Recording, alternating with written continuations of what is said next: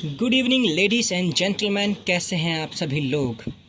हम जो चीज़ पढ़ रहे थे उसका नाम था एलिमेंट्स, कंपाउंड्स एंड मिक्सचर।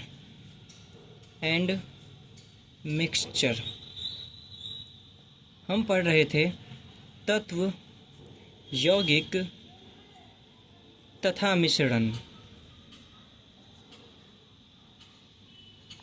इसमें हम लोग तत्व और यौगिक के बारे में पढ़ चुके हैं। मिश्रण में भी हमने समांगी और विसमांगी मिश्रण के बारे में पढ़ लिया है। ठीक है, और विसमांगी, ठीक है, विसमांगी मिश्रण के बारे में पढ़ लिया है। तो इन दोनों टाइप के मिश्रण के बारे में हम लोग पढ़ चुके हैं। आज हमारा ये वीडियो जो है ये इस टॉपिक का पार्ट 2 है, और इस पार्ट 2 में हम लोग मिश्रण को कंप्लीट करेंगे। मिश्रण को क्या करेंगे? कंप्लीट करेंगे। ठीक है, मिश्रण के और भी बहुत सारे टाइप होते हैं। उनमें से एक टाइप होता है विलयन। क्या होता है? विलयन। ठीक है, इसको हम बोलते हैं सॉल्यूशन। क्या बोलते हैं इंग्लिश में? सॉल्यूशन। ठीक है, थोड़ा पेन सही से चल नहीं रहा तो थोड़ा देख लीजिएगा। तो उसको बोलते हैं सॉल्यूशन। विलयन किसे कहते हैं? आपने कई बार सुना होगा ना, जैसे चीनी पानी का सॉल्यूशन। ठीक है, आपने सुना होगा चीनी पानी का विलयन। चीनी पानी आपने सुना होगा, चीनी पानी का सॉल्यूशन यानी कि विलयन। ठीक है, यानी कि विलयन। तो जब भी एक सॉल्यूशन आपके दिमाग में आता है तो आपके दिमाग में बस यही चलता है कि सॉल्यूशन यानी विलयन का मतलब ये है कि कोई पानी जैसी चीज़, मतलब पानी के अंदर अगर हम कुछ मिला दें, किसी लिक्विड के अंदर, किसी द्रव के अंदर हम लोग कुछ मिला दें, और जो भी घोल बनेगा ना मिलाने के बाद, उसी को हम क्या बोलते हैं? विलयन कहते हैं। हमारे दिमाग में यही बनता है, और विलयन यही है भी, और कुछ नहीं है। विलयन क्या होता है? ये भी मिश्रण होता है। ठीक है, दो या दो से अधिक पदार्थों का मिश्रण। ठीक है, समांगी मिश्रण। ठीक है, विलयन क्या होता है? दो या दो से अधिक पदार्थों का समांगी मिश्रण होता है। लेकिन इसमें खास बात क्या होती है? इस विलयन की खास बात ये होती है कि इसमें क्या होता है कि इसमें विलायक जो होता है ना, विलयन की खास बात ये होती है कि इसमें जो विलायक होता है ना, विलायक क्या होता है? द्रव होता है। विलायक क्या होता है? द्रव होता है। ठीक है, विलायक क्या होता है? द्रव होता है। विलायक मैंने आपको बताया था मिश्रण में दो चीज़ होती है। एक जो चीज़ होती है उसको बोलते हैं विलय। ठीक है, और जो दूसरी चीज़ होती है उसको बोलते हैं विलायक। क्या बोलते हैं? विलायक। जिसको हम लोग मिलाते हैं, ठीक है, जिसको मिलाते हैं उसको बोलते हैं विलय। जिसको मिलाते हैं उसको बोलते हैं हम विलय। ठीक है, और जिसके अंदर मिलाया जाता है, जिसमें मिलाया जाता है उसको हम बोलते हैं विलायक। मिलाया जाता है। ठीक है, जैसे चीनी पानी का अगर आप विलयन बनाओगे, चीनी पानी का आप क्या बनाओगे? सॉल्यूशन बनाओगे। तो जो पानी होता है, पानी के अंदर आप क्या मिलाते हो? चीनी मिलाते हो। तो चीनी मिलाते हैं तो चीनी होगा विलय, और पानी के अंदर मिलता है तो पानी होगा विलायक। तो विलयन क्या होता है? दो या दो से अधिक पदार्थों का समांगी मिश्रण होता है। समांगी मतलब इसके अंदर जितना भी विलय होगा ना वो बिल्कुल बराबर तरीके से मिलेगा। ठीक है, जिसमें विलायक क्या होता है? द्रव होता है। तो विलयन में, सॉल्यूशन में खास बात यही होता है कि जो विलायक होता है जिसके अंदर हम मिलाते हैं वो किसी तरीके का लिक्विड होता है आमतौर पर। ठीक है, तो ये एक समांगी मिश्रण है, आपको ये याद रखना है। ठीक है, एग्जाम्पल इसके मिल जाएंगे, जैसे चीनी पानी का सॉल्यूशन, तो इसका एग्जाम्पल आपको मिल जाएगा चीनी पानी का घोल, चीनी पानी का विलयन। ठीक है, इसके अलावा जैसे मिल जाएगा नमक पानी। तो पानी के अंदर नमक मिला दोगे तो वो भी बराबर तरीके से मिल जाता है ना, तो नमक पानी का विलयन। ठीक है, इसके अलावा आ जाएगा सॉफ्ट ड्रिंक। क्या आ जाएगा? Soft drink. जो कोका कोला मिलता है, स्प्राइट मिलता है, ये सब भी तो ऐसे बनते हैं ना, पानी के अंदर अलग अलग चीज़ें मिला दी जाती हैं तब सॉफ्ट ड्रिंक बनता है। सॉफ्ट ड्रिंक में एक खास बात ये होता है कि सॉफ्ट ड्रिंक के अंदर जो गैस होता है ना, उस गैस को बोलते हैं कार्बन डाइऑक्साइड गैस। कौन सा गैस? Carbon dioxide gas. आप याद रखना, सॉफ्ट ड्रिंक बनाने के लिए पानी के अंदर कार्बन डाइऑक्साइड गैस को क्या कर दिया जाता है? भर दिया जाता है। क्या कर दिया जाता है? भर दिया जाता है। तो सॉफ्ट ड्रिंक में होता है CO2 गैस। तो सॉफ्ट ड्रिंक में जो विलायक होगा ना वो तो पानी होगा, विलायक क्या होगा आपका? पानी, क्योंकि विलायक के अंदर कुछ मिलाते हैं। लेकिन सॉफ्ट ड्रिंक के अंदर जो विलय होता है ना वो होता है CO2। क्या होता है? CO2, क्योंकि CO2 को मिलाया जाता है। ठीक है, तो ये सारी चीज़ें हैं जो कि आपको याद रखना है विलयन के बारे में। ठीक है, अब हम एक टॉपिक पढ़ेंगे, विलयन की सांद्रता। विलयन की सांद्रता। ठीक है, अब एक टॉपिक पढ़ेंगे हम, सांद्रता। क्या? सांद्रता। इंग्लिश में बोलते हैं इसको कंसंट्रेशन। क्या बोलते हैं? कंसंट्रेशन। कंसंट्रेशन या फिर सांद्रता, इसका मतलब क्या होता है? सांद्रता का मतलब होता है कि कोई विलयन जो होता है ना वो कितना गाढ़ा होता है, कितना गाढ़ा होता है। ठीक है, कोई विलयन कितना गाढ़ा होता है उसी को उस विलयन की क्या कहते हैं? सांद्रता कहते हैं। नॉर्मल लैंग्वेज में हम गाढ़ा शब्द जो इस्तेमाल करते हैं ना कि कोई चीज़ कितना गाढ़ा है, कोई सॉल्यूशन कितना गाढ़ा है। ठीक है, उसी चीज़ को हम साइंस में बोलते हैं सांद्रता। ठीक है, एग्जाम्पल के तौर पे मान लो मेरे पास 2 गिलास है। मान लो मेरे पास कितने गिलास हैं? 2 गिलास हैं, और इन दोनों गिलास में मैंने पानी मिला रखा है। क्या मिला रखा है? पानी। और दोनों गिलास में 1-1 लीटर पानी है, एक ये वाला गिलास और एक ये वाला गिलास। ठीक है, दोनों गिलास में 1-1 लीटर क्या है? मेरे पास पानी है। दोनों गिलास में 1 लीटर पानी है। अब मैंने इस गिलास में ना 100 ग्राम चीनी मिलाया है। कितना ग्राम चीनी मिलाया? 100 ग्राम। तो चीनी और पानी का घोल बन गया, यानी कि विलयन बन गया। और इसमें मैंने बनाया 500 ग्राम चीनी। कितना ग्राम चीनी? 500 ग्राम चीनी। अगर मैं आपसे पूछूं ये वाला ज़्यादा गाढ़ा बनेगा कि ये वाला ज़्यादा गाढ़ा बनेगा, तो आप बोलोगे सर ये वाला जो घोल होगा ना चीनी पानी का ये ज़्यादा गाढ़ा होगा, क्योंकि इसमें जो हमने विलय मिलाया है ना वो बहुत ज़्यादा मिलाया है। ठीक है, विलय बहुत ज़्यादा मिलाया है। तो इसका मतलब अगर मैं पूछूं इसकी या फिर इसकी किसकी सांद्रता ज़्यादा होगी, तो आप बोलोगे ये जो B वाला है ना इसकी सांद्रता क्या होगी? ज़्यादा होगी। ठीक है, तो सांद्रता का मतलब यही होता है कि कोई विलयन कितना गाढ़ा है, और कोई विलयन कितना गाढ़ा है ये हमें पता कैसे चलेगा? हमें ये पता चलेगा कि उस विलयन में ना, उस विलयन में हमने कितना विलय मिलाया है, कितना विलय मिलाया है। इसी से पता चलेगा ना कि विलय हमने कितना मिलाया है। ठीक है, हम विलय जितना ज़्यादा मिलाएंगे वो जो विलयन होगा उसकी सांद्रता, यानी कि वो विलयन उतना ज़्यादा क्या होगा? गाढ़ा होगा। ठीक है, तो सांद्रता, अब देखो ये 100 ग्राम में 1 लीटर मिलाया, 1 लीटर में 100 ग्राम मिलाया, 1 लीटर में 500 ग्राम मिलाया, ये तो बच्चों वाली बात होती थी। अब हमारे पास बहुत सारे तरीके हैं सांद्रता पता करने के। ठीक है, हम बहुत तरीक़ों से पता कर सकते हैं कि किसी विलयन की सांद्रता क्या है। ठीक है, तो सांद्रता निकालने के मेन होते हैं हमारे 3 तरीके, और तीनों तरीके हमें जानना ज़रूरी है। तो देखिए, किसी भी विलयन का जो सांद्रता होता है वो मेन किस पे डिपेंड करता है? ठीक है, अगर मैं बात करूं, जो सांद्रता होता है, ठीक है, सांद्रता, ठीक है, कंसंट्रेशन किसी भी विलयन का, कि कोई विलयन कितना गाढ़ा है, वो डिपेंड करता है विलय कितना आपने मिलाया। आपने विलय कितना मिलाया, मतलब आपने कितना ज़्यादा विलय मिलाया है, इसी पे डिपेंड करता है कि नहीं करता? इसी पे डिपेंड करता है। तो अगर आप ये निकाल लो कि किसी भी विलयन में जो विलय है वो कितना प्रतिशत है, विलय कितना प्रतिशत है, तो आप बता सकते हो ना कि उस विलयन की सांद्रता कितना है, वो विलयन कितना ज़्यादा गाढ़ा है। जैसे मान लो एक विलयन है उसमें विलय कितना है? 50% है, और एक विलयन है उसमें विलय कितना है? 75% है। तो आप बोलोगे कौन सा वाला ज़्यादा गाढ़ा होगा? तो आप बोलोगे जो 75% वाला है वो ज़्यादा गाढ़ा होगा, क्योंकि इसके अंदर हमने ज़्यादा विलय मिलाया है। सिंपल सी बात है। तो सांद्रता पता करने के लिए हम बस ये पता कर लेंगे कि विलय जो है ना हमने वो कितना प्रतिशत मिलाया है। ठीक है, मतलब परसेंट में निकाल लेंगे विलय। पहले तो हम बोलते थे कि 1 लीटर में हमने 500 ग्राम मिलाया है, अब हम वही चीज़ प्रतिशत में निकालेंगे। किस में निकालेंगे? प्रतिशत में। तो कौन कौन से प्रतिशत निकालते हैं हम? ठीक है, सांद्रता पता करने के लिए हम 1% निकालते हैं जिसको बोलते हैं mass by mass percent. Mass by mass percent. ठीक है, द्रव्यमान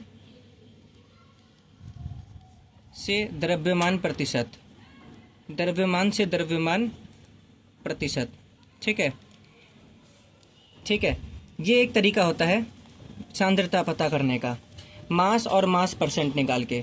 मास और मास परसेंट कैसे निकलता है? बहुत आसान सा चीज़ है मास और मास परसेंट निकालना। ठीक है, मास और मास परसेंट निकालने के लिए कुछ नहीं करना होता। मास और मास परसेंट निकालने के लिए आपने कितना विलय मिलाया है? Mass of solute, mass of solute. ठीक है, सॉल्यूट मतलब होता है विलय। विलय आपने कितना मिलाया, विलय का द्रव्यमान अपॉन में mass of solution, mass of solution, solution मतलब विलियन, विलियन का कितना द्रव्यमान है, इनटू में 100, इनटू में 100। तो आपको पता है ना, जब भी हम प्रतिशत निकालते हैं किसी चीज़ का, तो जिस चीज़ का प्रतिशत निकालना होता है उसको ऊपर रखते हैं। तो हम किसका प्रतिशत निकाल रहे हैं, मैंने अभी आपको बताया हम किसका प्रतिशत निकालेंगे, विलय का, कि कितना विलय हमने किसी चीज़ में मिलाया है, वो उतना ज़्यादा गाढ़ा होगा, उसकी सांद्रता उतनी ज़्यादा होगी।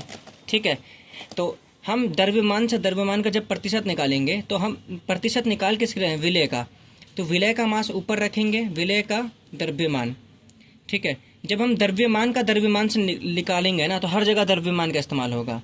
तो विलय का द्रव्यमान ऊपर रखेंगे और नीचे क्या रखते हैं हम, टोटल रखते हैं। कभी भी अगर हम प्रतिशत निकालते हैं तो टोटल क्या होता है, विलियन होता है। ठीक है, विलय और विलायक को मिला दिया हमने, विलय के अंदर क्या मिलाते हैं, विलायक मिलाते हैं। तो विलय और विलायक मिलकर क्या बनाते हैं, विलियन बनाते हैं। तो विलियन तो कुल हो गया ना हमारा, टोटल क्या हो गया हमारा, विलियन हो गया।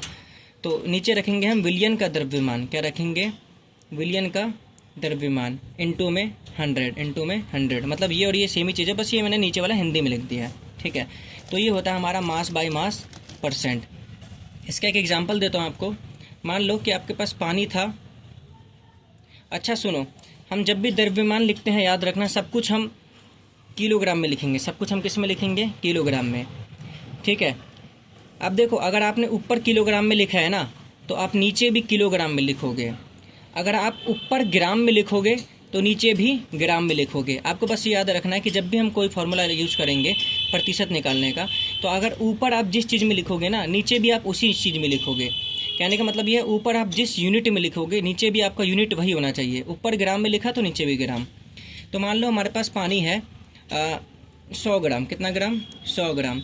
उसमें मैंने नमक मिला दिया, 20 ग्राम, कितना ग्राम, 20 ग्राम। तो मुझसे पूछा है कि इसका द्रव्यमान से द्रव्यमान प्रतिशत कितना होगा, या फिर इस विलयन का सांद्रता कितना होगा। तो आप मुझे बताओ कि विलय का द्रव्यमान कितना है, विलय का द्रव्यमान मतलब जिसको हमने मिलाया है उसका द्रव्यमान कितना है, 20 ग्राम। विलय तो नमक है ना जिसको मैं मिला रहा हूँ। अच्छा बताओ विलयन का द्रव्यमान, विलयन का द्रव्यमान, विलियन मतलब दोनों को मिलाने के बाद जो बनेगा। तो देखो 20 ग्राम नमक है और 100 ग्राम क्या है, पानी है। तो 100 और 20 कितना हो जाएगा, 120 ग्राम। आप खुद ही सोचो ना, 100 ग्राम पानी था। ठीक है, इस 100 ग्राम पानी के अंदर आपने 20 ग्राम नमक मिला दिया, तो 100 और 20 120 ग्राम का टोटल सॉल्यूशन बनेगा ना आपका, विलियन बनेगा। तो ये होगा 120 ग्राम। तो बस अब निकाल दो मास बाय मास प्रतिशत। ठीक है, मास का मतलब होता है द्रव्यमान, मास बाय मास। ठीक है, परसेंट निकाल दो। तो विलय का मास होगा, विलय का द्रव्यमान होगा 20 ग्राम। अब मैं सब कुछ ग्राम में ले रहा हूँ। ठीक है, विलयन का द्रव्यमान होगा 120 ग्राम इनटू में 100, इनटू में 100। अब इसको काट दो, ये 0 से ये 0 कट जाएगा, 2 छिक्के 12, 2 पंचे 10। सॉल्व कर लो, 20 पंचे 100 और नीचे 6 का 6। तो 100 और 6 को डिवाइड कर लो आप। तो 6 एकम 6, 6 छिके 36। ठीक है, 6 एकम 6, 6 छिके 36, 4 40 बच जाएगा 36। तो 16.666% आपका आंसर आ जाएगा। तो इस तरीके से हम निकालते हैं द्रव्यमान का द्रव्यमान से प्रतिशत। ठीक है, और भी बहुत प्रतिशत होते हैं। ठीक है, और भी सांद्रता निकालने के तरीके होते हैं। तो एक तरीका जो मैंने आपको सांद्रता निकालने का बताया, वो मैंने आपको बताया मास बाय मास प्रतिशत। क्या बताया, मास बाय मास परसेंट। तो ये तो पहला तरीका हो गया आपका। ओके, अब दूसरे तरीके की बात करते हैं हम लोग। जो दूसरा तरीका है वो इतना इम्पोर्टेंट तो नहीं है, लेकिन आपको पता होना चाहिए, उसका फॉर्मूला पूछा जा सकता है आपसे एग्जाम में। दूसरा तरीका होता है mass by volume. Mass by volume, mass ये बाय और वॉल्यूम प्रतिशत, percent. Mass by volume percent.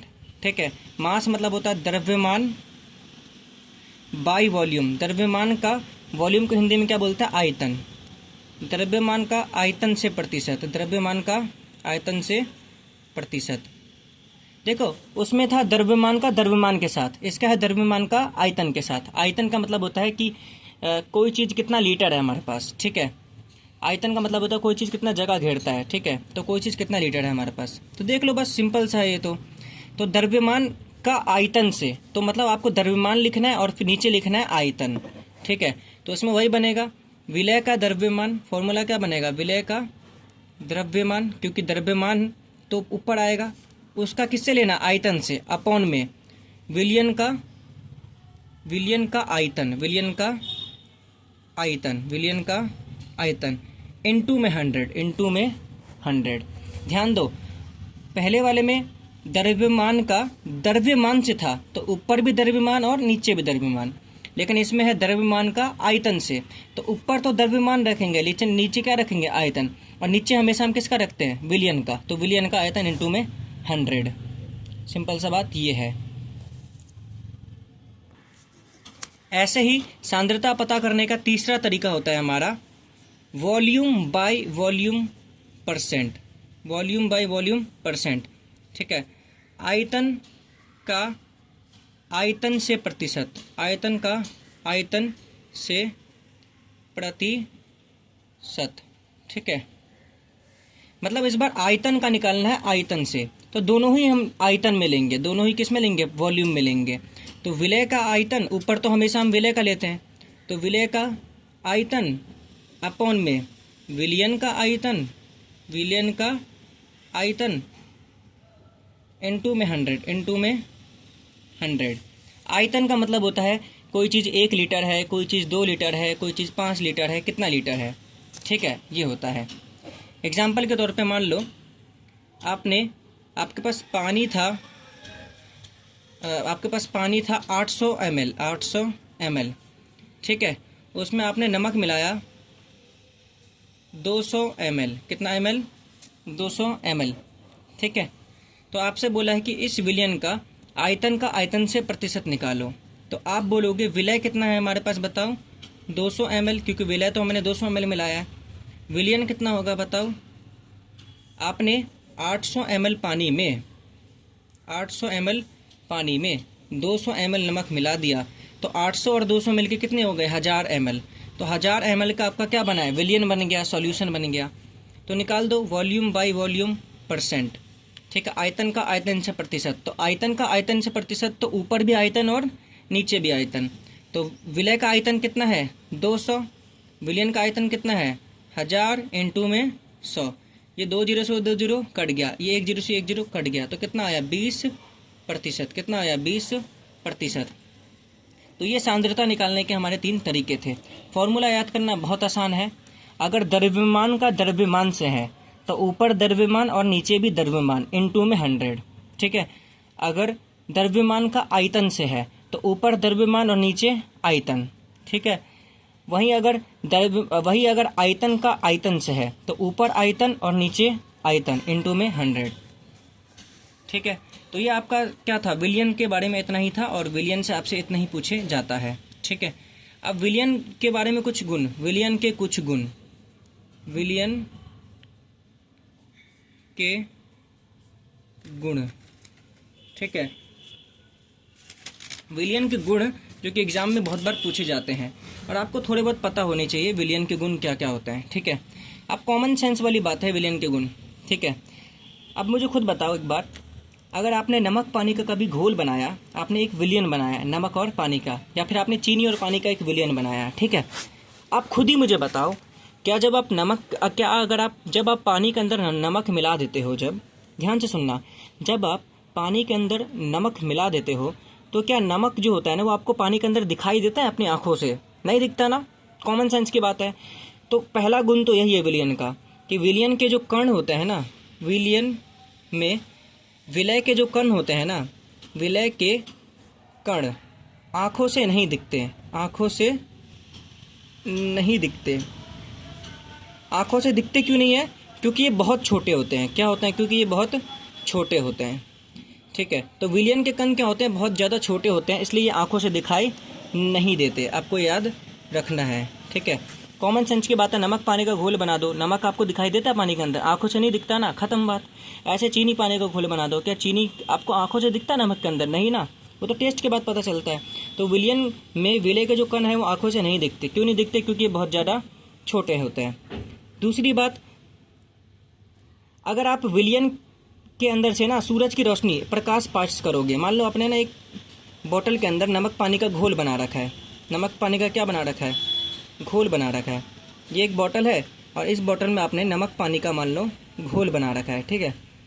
और आप यहाँ से एक टॉर्च लाए, यहाँ से आप एक टॉर्च लाए और इस टॉर्च की आपने रोशनी मारी इस पर, ठीक है। तो आप देखोगे ना, अगर आप टॉर्च से इस पर लाइट मारोगे ना, तो ये जो लाइट है ना, ये इस पानी के अंदर दिखाई नहीं देगा, पानी के अंदर दिखाई नहीं देगा, ठीक है। आप खुद करके देखना, नमक पानी का घोल बनाना, उसमें एक टॉर्च से लाइट मारोगे तो आप देखोगे ये जो टॉर्च की जो रोशनी होगी ना, इस पानी के अंदर दिखाई नहीं देगा। कहने का मतलब ये है कि जो विलियन होता है ना, विलियन क्या करता है, प्रकाश को नहीं फैलाता, नहीं फैलाता, ठीक है, प्रकाश को नहीं फैलाता। तो विलियन के अंदर से अगर हम रोशनी गुजारे, प्रकाश गुजारे, तो वो जो प्रकाश की जो किरण होगी ना, वो दिखाई नहीं देगी और प्रकाश की किरण फैलेगी भी नहीं, ठीक है, फैलेगी भी नहीं, दिखेगी नहीं तो फैलेगी कहाँ से, सिंपल सी बात है। तो विलियन प्रकाश को नहीं फैलाता। और अगर पूछा जाए क्यों नहीं फैलाता, क्योंकि विलियन के कण बहुत छोटे होते हैं। क्या होते हैं, बहुत छोटे होते हैं। विलियन के जो कण होते हैं ना, बहुत छोटे होते हैं, विलियन के कण, ठीक है, विलियन के कण लिख लेना। विलियन के कण बहुत छोटे होते हैं और ये इतने छोटे होते हैं कि प्रकाश को फैला नहीं पाते। तो यहाँ पर हो गया हमारा विलियन का टॉपिक ख़त्म। अब जो हम अगला टॉपिक पढ़ेंगे वो पढ़ेंगे हम सस्पेंशन। क्या पढ़ेंगे, सस्पेंशन, ठीक है, सस्पेंशन। इंग्लिश में भी इसको सस्पेंशन ही कहा जाता है, सस्पेंशन, ठीक है। जैसे विलियन एक मिश्रण था, वैसे ही सस्पेंशन भी क्या होता है, एक मिश्रण होता है। क्या होता है, मिश्रण होता है। बस हैरानी की बात यह है कि जो सस्पेंशन होता है ना, ये एक विषमांगी मिश्रण होता है। कौन सा मिश्रण होता है, विषमांगी मिश्रण होता है, विषमांगी मिश्रण होता है। अब ये होता क्या है, बात करते हैं। तो देखो, सस्पेंशन का भी वही है कि सस्पेंशन क्या होता है, दो या दो से अधिक पदार्थों का विषमांगी मिश्रण होता है, ठीक है। सस्पेंशन क्या होता है, दो या दो से अधिक पदार्थों का विषमांगी मिश्रण होता है। दो या दो से, ठीक है, दो या दो से अधिक, दो या दो से अधिक पदार्थों का विषमांगी मिश्रण होता है, ठीक है। तो थोड़ा मैं एडजस्ट कर लेता हूँ कैमरे को ताकि थोड़ा क्लियर हो जाए। हाँ, दो या दो से अधिक पदार्थों का, ठीक है, विषमांगी मिश्रण।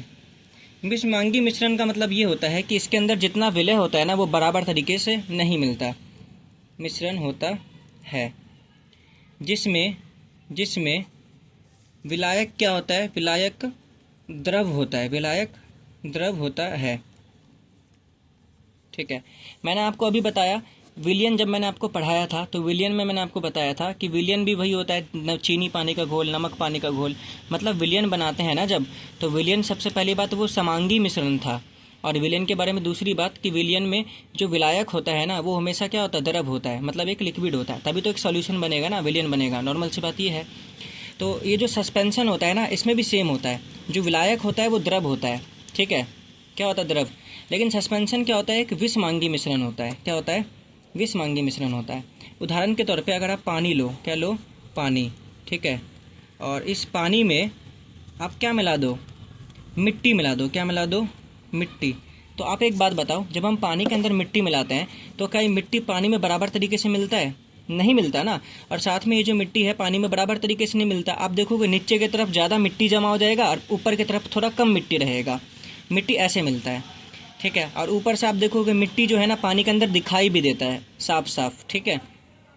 तो ये जो मिट्टी पानी का जो घोल बनता है वो क्या होता है, एक सस्पेंशन होता है। क्या होता है, सस्पेंशन, ठीक है। क्योंकि ये दो या दो से अधिक पदार्थों का मिश्रण तो है, लेकिन ये क्या है, विषमांगी मिश्रण है, इसलिए इसको क्या बोलेंगे, सस्पेंशन कहेंगे, सस्पेंशन कहेंगे।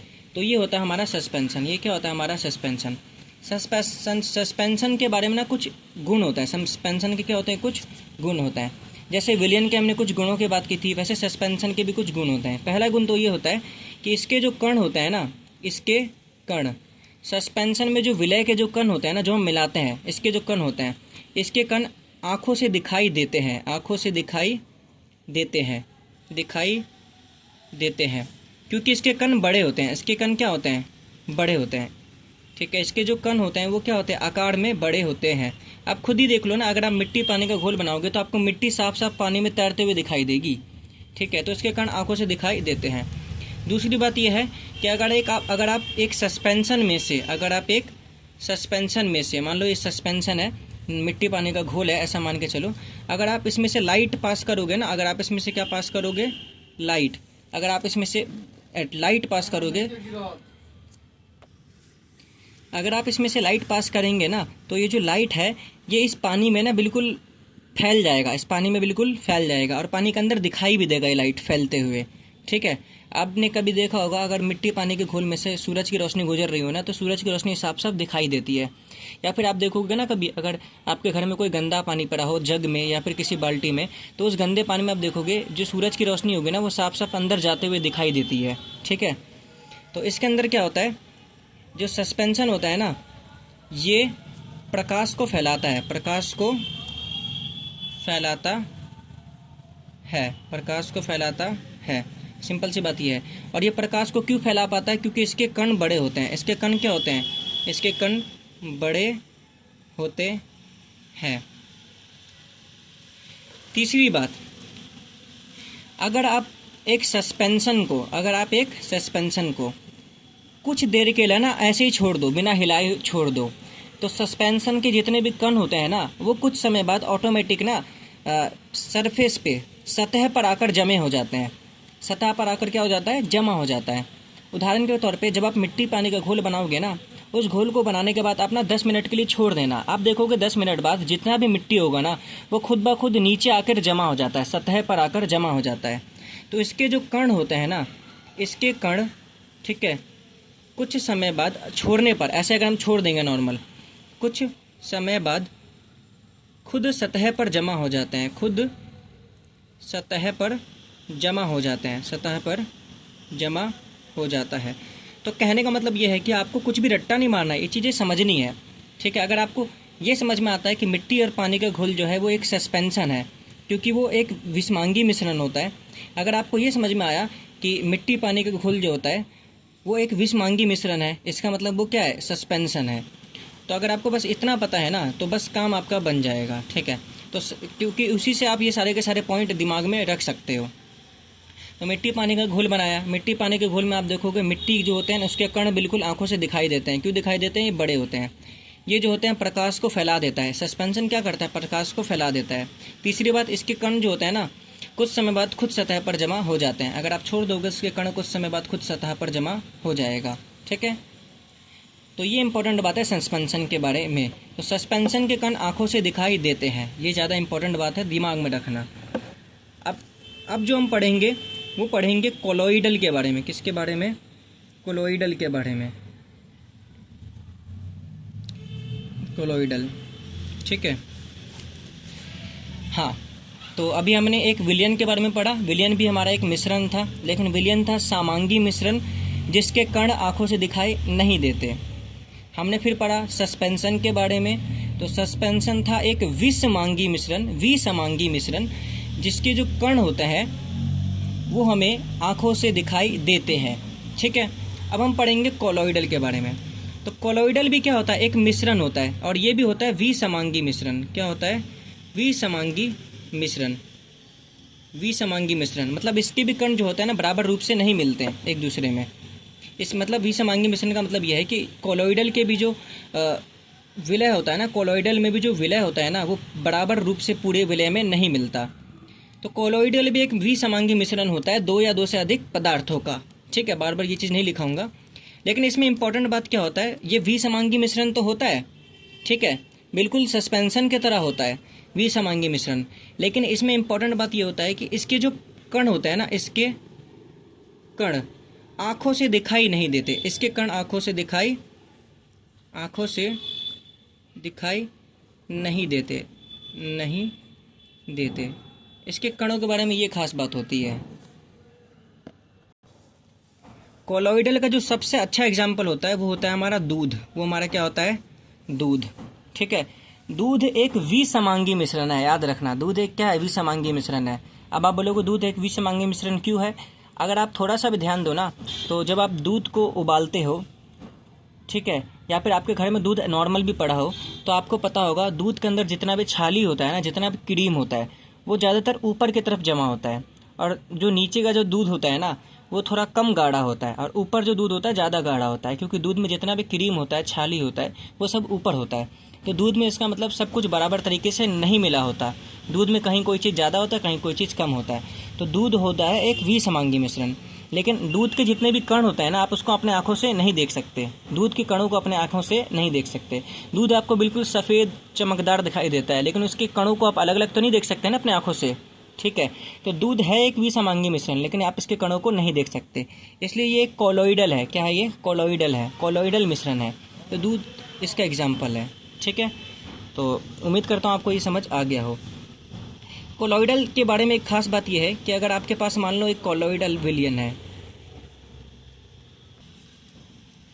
और आप इस कोलोइडल विलयन में से सूरज की रोशनी को लाइट को पास करने की कोशिश करें। किसको पास करने की कोशिश करें? लाइट को। तो ये भी क्या करता है? लाइट को फैला देता है। ये भी क्या करता है? प्रकाश को फैला देता है, प्रकाश को फैला देता है। अगर आप कभी दूध में से आप कभी लाइट पास करके देखना है, दूध लाइट को फैला देता है अपने अंदर। तो जितना भी इसके अंदर लाइट होगा ना, ये लाइट चारों तरफ ऐसे से फैलने लग जाता है अंदर जाके। ठीक है, अच्छा एक बात और, प्रकाश का जो फैलना होता है ना, प्रकाश के फैलने को एक और नाम दिया जाता है टिंडल प्रभाव। क्या दिया जाता है? टिंडल प्रभाव। ठीक है, टिंडल प्रभाव। तो ये जो कोलोइडल जो मिश्रण होता है, ये क्या दिखाता है? टिंडल प्रभाव दिखाता है। ऐसे ही जो आपका सस्पेंशन था, वो भी क्या दिखाता था? टिंडल प्रभाव दिखाता था।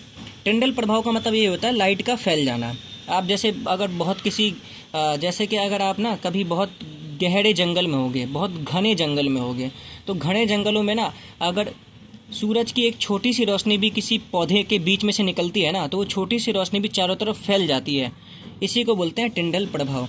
या फिर अगर एक बिल्कुल काला अंधेरा कमरा होगा, उस अंधेरे कमरे में एक छोटा सा छेद होगा, तो उस छेद से अगर रोशनी आती है ना, तो वो रोशनी चारों तरफ फैल जाती है। इसी को बोलते हैं टिंडल प्रभाव। ठीक है, अब आता है इस चैप्टर के सबसे इम्पोर्टेंट चीज़, मोस्ट इम्पोर्टेंट, जिसको आपको रट्टा मारना है, और इसमें से सवाल बहुत ज़्यादा बनते हैं। कोलोइडल के प्रकार। ये जो कोलोइडल है ना, इसके बहुत सारे प्रकार हैं, आपको याद करने पड़ेंगे। तो देखिए, आपके लिए मैंने सारे के सारे कोलोइडल के प्रकार लिख दिए हैं पहले ही। ठीक है, अब ये देखिए कुछ ज़्यादा है तो इनको याद करना मुश्किल होता है, लेकिन उतना भी मुश्किल नहीं है अगर आपको 1 नंबर लेना है। ठीक है, तो डीएलएड के एंट्रेंस एग्जाम में कई बार पूछा गया है। ठीक है, तो आपको याद तो करना ही पड़ेगा। तो कोलोइडल के बहुत सारे प्रकार हैं। ठीक है, पहले प्रकार की बात करते हैं। अगर आप गैस के अंदर क्या करेंगे? गैस के अंदर किसी द्रव को मिला देंगे, तो उसके बाद जो भी कोलोइडल बनेगा ना, उसको हम बोलते हैं एरोसोल। क्या बोलते हैं? एरोसोल। याद रखना, एरोसोल। ठीक है, यहाँ पे एरो मतलब है एयर का मतलब ही होता है गैस। ठीक है, तो अगर आप गैस के अंदर द्रव को मिला देते हैं तो क्या बोलते हैं? उसको एरोसोल कहते हैं। इसका एग्जाम्पल होता है कोहरा, बादल और कुहासा। ठीक है, एक बात बताओ, बादल में क्या होता है? बादल एक तरीके का गैस ही तो होता है ना, बादल एक तरीके का गैस होता है, और उसी गैस में क्या मिला होता है? पानी मिला होता है। क्या मिला होता है? पानी। तो बादल किसका एग्जाम्पल होता है? एरोसोल का एग्जाम्पल होता है। ऐसे कोहरे में भी तो यही होता है। कोहरे में बहुत सारा क्या होता है? पॉल्यूशन होता है। ठीक है, और कोहरा क्या होता है? कोहरा एक तरीके का पॉल्यूशन ही तो होता है ना, गैस होता है, और उसी गैस में बहुत सारा मॉइस्चर मिल जाता है, पानी मिल जाता है। ठीक है, तो अगर गैस के अंदर आप द्रव मिला दोगे तो जो भी कोलोइडल बनेगा वो एरोसोल बनेगा, जैसे कि कोहरा, बादल और कुहासा। आपको याद रखना है। ऐसे ही अगर आप गैस के अंदर ठोस मिला दो, क्या मिला दो? गैस के अंदर ठोस। ठीक है, तो आप खुद सोचो, आपके पास होता है ठोस, द्रव और गैस। तो गैस के अंदर अगर आपने द्रव मिला दिया तो एरोसोल। ऐसे ही गैस के अंदर आप ठोस मिला दोगे तब भी इसको क्या बोलेंगे, एरोसोल। मतलब अगर आप गैस के अंदर कुछ भी मिलाओ उसको हम क्या बोलेंगे, एरोसोल बोलेंगे। तो गैस के अंदर हमने ठोस मिला दिया, इसका एक एग्जाम्पल होता है धुआं। क्या होता है, धुआं। तो धुआं भी एक एरोसोल है। धुआं जैसे गाड़ियों के अंदर से जो धुआं निकलता है ना, जब गाड़ी चलाते हैं तो उसके अंदर से धुआं निकलता है, तो गैस के अंदर बहुत सारा ठोस मिला होता है उस धुएं में। ठोस का मतलब ये है, जो धुआं होता है ना गाड़ी के अंदर जो धुआं होता है, उस धुएं के अंदर ना बहुत छोटे छोटे ठोस पार्टिकल होते हैं, बहुत छोटे छोटे ठोस क्या होते हैं, पार्टिकल होते हैं, ठीक है। तो गैस के अंदर ठोस मिला दो तब भी बनेगा एरोसोल, और इसका एग्जाम्पल होगा धुआं। इस वाले एरोसोल का एग्जाम्पल होगा धुआं। ज़्यादातर तो एग्जाम में आपसे ही पूछा जाता है कि एरोसोल किसका मिश्रण होता है, तो गैस के साथ ठोस का या फिर गैस के साथ द्रव का। तो गैस के अंदर कुछ भी मिला उसको एरोसोल ही हम लोग कहेंगे। अब आगे बात करते हैं द्रव का। द्रव के अंदर अगर आपने गैस मिला दिया, द्रव के अंदर आपने क्या मिला दिया, गैस, तब जो चीज़ बनता है उसको बोलते हैं फोम। इसको क्या बोलते हैं, फोम। इसको क्या बोलते हैं, फोम। मतलब आपके पास कोई लिक्विड था, आपके पास कोई द्रव था, आपने उसके अंदर गैस भर दी, आपने उसके अंदर क्या भर दी, गैस भर दी, तो जो भी चीज़ बनेगा उसको बोलेंगे फोम। जैसे इसका एग्जांपल होगा सेविंग क्रीम। क्या होगा, सेविंग क्रीम। अगर आपके घर में सेविंग क्रीम हो, आप खुद ध्यान देना कि जब हम सेविंग क्रीम निकालते हैं ना, तो सेविंग क्रीम ना बिल्कुल ऐसा लगता है जैसे सेविंग क्रीम के अंदर हवा भर रखा हो, ठीक है, सुई सुई करके निकलता है। तो सेविंग क्रीम होता तो खुद एक द्रव है, लेकिन उस द्रव के अंदर गैस मिला होता है। क्या मिला होता है, गैस। तो द्रव के अंदर गैस मिला देंगे तो जो कोलॉइडल बनेगा उसको बोलेंगे फोम। क्या बोलेंगे, फोम। अगला, अगर द्रव के अंदर द्रव मिलाया जाता है तब इसको बोलते हैं इमल्सन। क्या बोलते हैं, इमल्सन। तो वो जो मिश्रण बनता है उसको बोलते हैं इमल्सन, याद रखना। इसका एग्जाम्पल हो जाएगा आपका दूध। क्या हो जाएगा, दूध। तो दूध क्या होता है, दूध के अंदर आप पानी मिला दो, तो पानी के अंदर, दूध के अंदर आपने पानी मिला दिया, द्रव के अंदर द्रव मिला दिया, तो क्या बन गया, इमल्सन बन गया। इसका एग्जाम्पल है दूध और फेस क्रीम।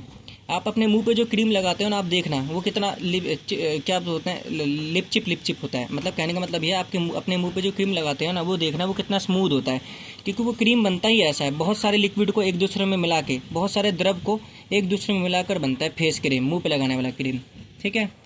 अगला है, अगर आपने द्रव के अंदर ठोस मिला दिया, ठीक है, आपने इस द्रव के अंदर क्या मिला दिया, ठोस, तो जो चीज़ बनता है वो बनता है सोल। क्या बनता है, सोल, ठीक है।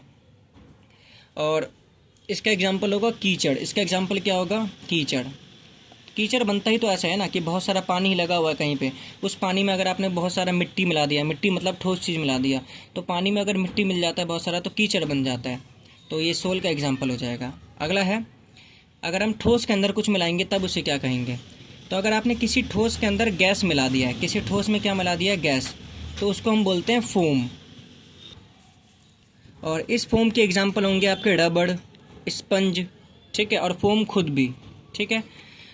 मेन इंपॉर्टेंट क्या है कि आपसे कोई भी एक नाम दे दिया जाएगा, बोलेगा कीचड़, बताओ कीचड़ किसका उदाहरण है, तो कीचड़ एक सोल का उदाहरण है, आपको ऐसे याद रखना पड़ेगा, ठीक है। ये थोड़ा मुश्किल है लेकिन एक नंबर में बहुत बार पूछा गया है डीएलएड में, तो एक एक नंबर बहुत ज़्यादा इंपॉर्टेंट है हमारे लिए। अगला है, ठोस के अंदर आप द्रव मिला दो। क्या मिला दो, द्रव, तो जो चीज़ बनता है उसको बोलते हैं जेल। क्या बोलते हैं, जेल। तो जेल ऐसे ही तो बनता है, कोई ठोस चीज़ होती है उसके अंदर हम लिक्विड मिला देते हैं, ठीक है। इसका एग्जांपल होगा जेली, पनीर, मक्खन, ठीक है। आप खुद देखो, जो जेली होता है ना, जेली जो होता है ना वो सॉलिड होता है थोड़ा, जो जेली हम खाते हैं वो थोड़ा सॉलिड होता है, ठोस होता है। क्या होता है, ठोस। बस उसके अंदर बहुत सारा द्रव मिला होता है, अंदर बहुत सारा क्या मिला देते हैं, माल मसाला मिला देते हैं, पानी जैसा। ऐसे पनीर देखो, पनीर भी होता है ठोस, लेकिन पनीर के अंदर बस थोड़ा बहुत दूध का थोड़ा सा मिला होता है, पानी जैसा कुछ मिला होता है, तो पनीर लचपच लचपच करता है, ठीक है। ऐसे मक्खन होता है, बटर होता है, बटर होता तो ठोस है, लेकिन बटर के अंदर क्या मिला होता है, द्रव मिला होता है बहुत सारा, ठीक है, जिससे वो टेस्टी लगता है। आगे बात करते हैं, ठोस को अंदर अगर ठोस के अंदर दूसरा ठोस मिला दिया तब जो बनता है उसको बोलते हैं ठोस सोल। इसका एग्जाम्पल होगा रंगीन पत्थर। बस, तो ये था पूरा का पूरा कोलॉइडल सॉल्यूशन, ठीक है। ठोस के अंदर ठोस मिला दिया तो ठोस सोल बनता है। इसका एग्जाम्पल है रंगीन रत्न पत्थर। तो बहुत सारे रत्नों पत्थरों को एक दूसरे में मिला सकते हो आप लोग, तो सब ठोस ठोस एक दूसरे में मिल जाएंगे, ठीक है। तो रंगीन रत्न पत्थर ठोस सोल का एग्जाम्पल है। अगर आप वीडियो में यहाँ तक आ गए हो तो हमेशा की तरह इस वाले टॉपिक का टेस्ट आपको कमेंट सेक्शन में और डिस्क्रिप्शन में मिल जाएगा, ठीक है। और टेस्ट जरूर अटेम्प्ट करना, टेस्ट बहुत ज़्यादा इंपॉर्टेंट है, ये पता करने के लिए आपको याद हो रहा है कि नहीं हो रहा। तो ये जो ऊपर वाला टॉपिक है बहुत ज़्यादा इंपॉर्टेंट है, रट्टा मार लेना किसी भी तरह, ठीक है। अगर आप वीडियो में यहाँ तक आ गए हो तो जब मैंने आपको रासायनिक और भौतिक परिवर्तन पढ़ाया था तब एक छोटी सी मिस्टेक हो गई थी। ठीक है। मैंने आपको बताया था कि जो मरकरी होता है, मरकरी, ठीक है, मरकरी के मिश्र धातु को मैंने आपको बताया था, मरकरी के मिश्र धातु को सिनेबार कहते हैं, मैंने आपको ये बताया था, तो वहाँ पे थोड़ा मिस्टेक हो गया था। मरकरी का जो मिश्र धातु होता है उसको अमलगम कहते हैं। क्या कहते हैं? अमलगम। ये एक ठीक कर लेना, ठीक है। और एक और चीज़, जो Fe2O3 होता है ना, Fe2O3 लोहे पे जो जंग का फॉर्मूला होता है, वो मैंने आपको बताया था। इसको Fe2O3 को फेरस ऑक्साइड बोलते हैं, वो ठीक कर लेना। Fe2O3 को हम बोलते हैं फेरिक ऑक्साइड। क्या बोलते हैं? Ferric oxide. तो ये दो छोटी मोटी मिस्टेक हो गई थी, ठीक है। जब इतना सारा पढ़ाते हैं तो दिमाग से कुछ कुछ कभी कभी स्लिप हो जाता है, तो ये छोटी मोटी मिस्टेक हो गई थी, इसको ठीक कर लेना।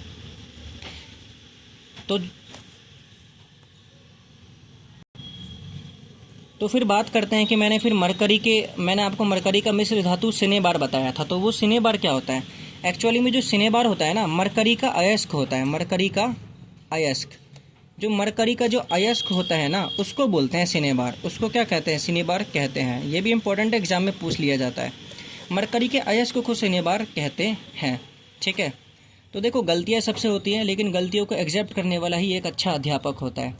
उम्मीद करता हूँ कि आपको आज की वीडियो समझ में आई हो। धन्यवाद।